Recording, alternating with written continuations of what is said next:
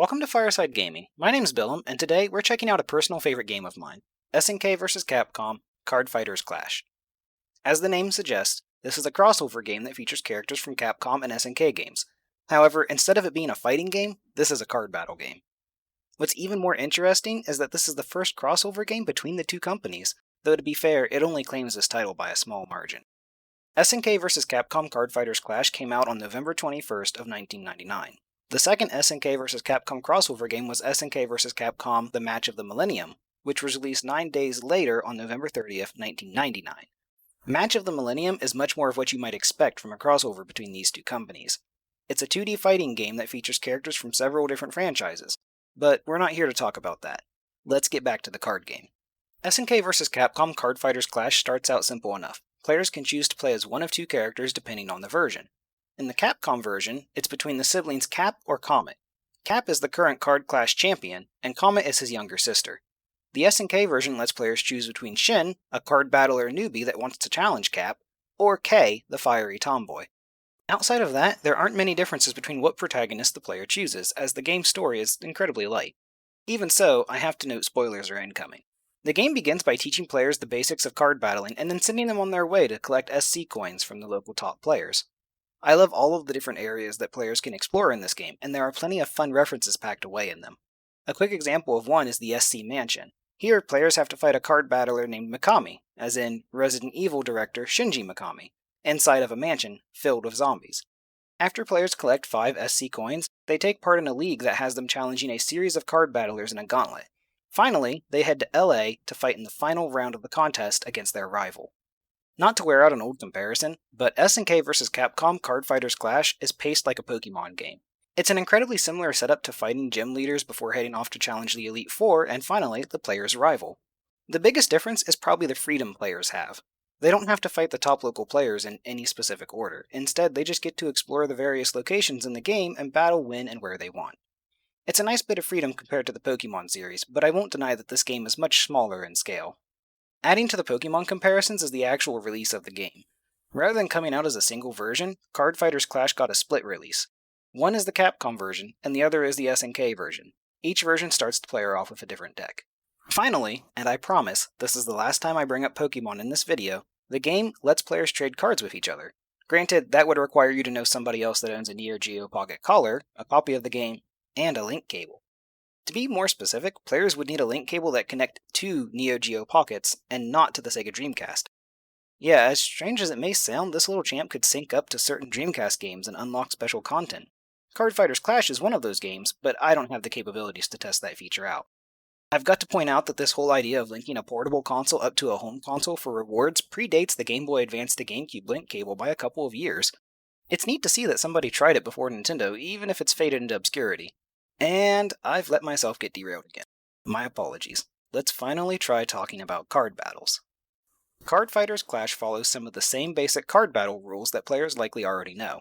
Each player has a turn and it includes a draw phase, main phase, and a battle phase. However, it's much simpler than most other card games. For example, action cards, which are the spell cards of this game, can only be played on the player's main phase. That's due to there being no second main phase after the battle phase. Instead, it just hops over to the other player's turn. The same is also true of playing character cards, as well as using activated abilities from those cards. There are 3 types of abilities that character cards can have. Activate, which uses the ability but puts the character in freeze phase, abilities that happen when the character enters the ring, as well as passive abilities. Players only have to manage a single resource, action points, if they want to use action cards.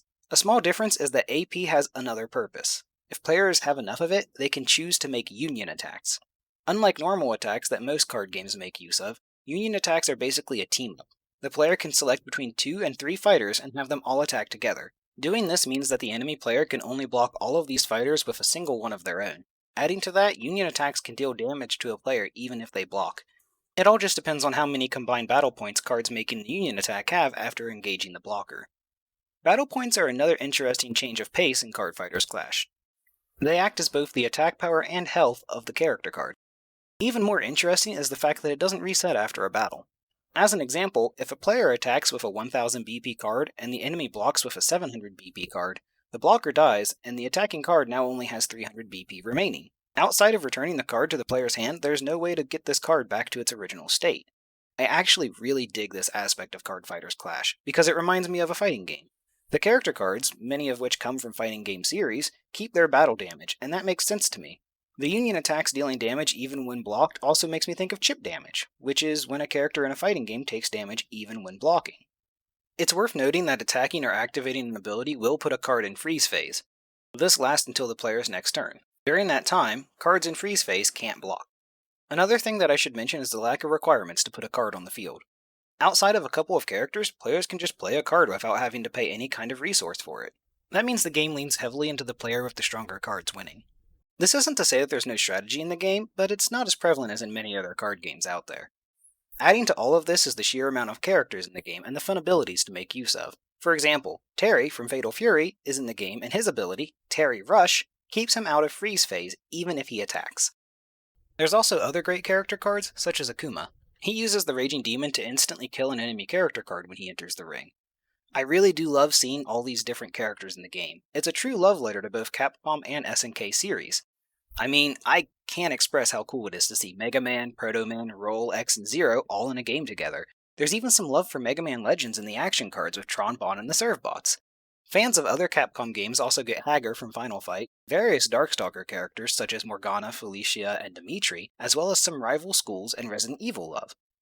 On the SNK side, there's obviously the Fatal Fury and King of Fighters series, but that's only the start. Players will also get to see characters from The Last Blade, Samurai Showdown, Metal Slug, Art of Fighting, and other beloved SNK titles. I'm super glad I got to play Card Fighters Clash way back when I did. While I was familiar with Capcom's side of the game, the SNK characters were mostly unknown to me. This game kicked off my interest in the company, which led to me getting into many of its series. Fatal Fury was the one that really got me. I remember borrowing the anime movies from my local library and picking up the Fatal Fury Battle Archive Volume 1 when it hit PS2. Heck, I can't even begin to describe my excitement when Terry was announced for Smash Ultimate. Without this little card game, I probably wouldn't have had any idea who he was or cared about his reveal at all. I also love the card art in the game. It's just so animated and fun in its super deformed style. Not to mention, it's cool how characters pop out of the cards. I do perler bead sprites as a hobby, and I'm thinking the Terry card might be my next project. Finally, I have to talk about the great sound effects and music in the game. The sounds for cards battling are just perfect, and as for the music, well, just check out this battle tune.